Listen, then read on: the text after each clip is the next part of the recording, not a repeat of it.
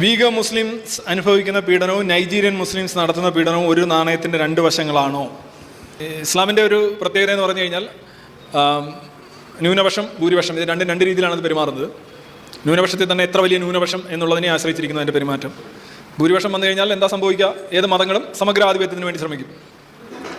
അത് ക്രമേണ അതിപ്പോൾ ഞാനിപ്പോൾ സിൻജിയാങ്ങിൽ ചെയ്തിരിക്കുന്ന കണ്ടില്ലേ, അവിടുത്തെ ജനസംഖ്യാപരമായിട്ട് ഇത് മെല്ലെ അരിച്ചരിച്ച് കയറുകയാണ്.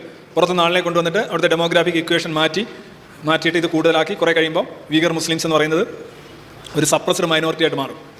ഒരു 10-20% ഒരു 30 വർഷത്തിനുള്ളിൽ ഒരു 20% അവരെ കുറച്ചുകൊണ്ടുവരാൻ കഴിയും. പിന്നെ വീണ്ടും കുറച്ചുകൊണ്ടുവരും. കുറേ കഴിഞ്ഞ ആളുകൾ നാട് വിട്ടു പോകും, അല്ലെങ്കിൽ പാർട്ടിക്ക് അനുകൂലമായിട്ട്. അപ്പോൾ എല്ലാവരും പറയാറുണ്ട് ഇതൊന്നും അടിച്ചമർത്താൻ പറ്റും. അടിച്ചമർത്താനൊക്കെ പറ്റും.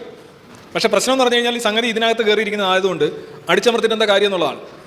കാരണം അവർ വിചാരിക്കുന്നത് എന്തോ ഭയങ്കരമായിട്ട് അവർക്ക് നഷ്ടപ്പെട്ടിരിക്കുന്നു, അത് തിരിച്ചു പിടിക്കണമെന്നാണ് തോന്നുന്നത്.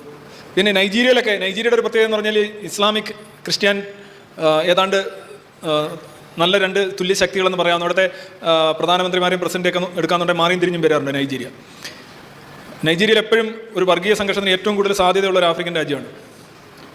അവിടെ മുസ്ലിങ്ങളുടെ ജനസംഖ്യ കൂടി വരികയാണ്.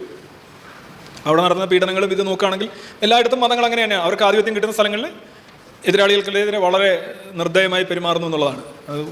ഒരു നാണയത്തിന് രണ്ട് വശമാണ് എന്ന് പറയാൻ കഴിയില്ലെങ്കിലും സമാനതയുണ്ട് എന്നുള്ളതാണ്.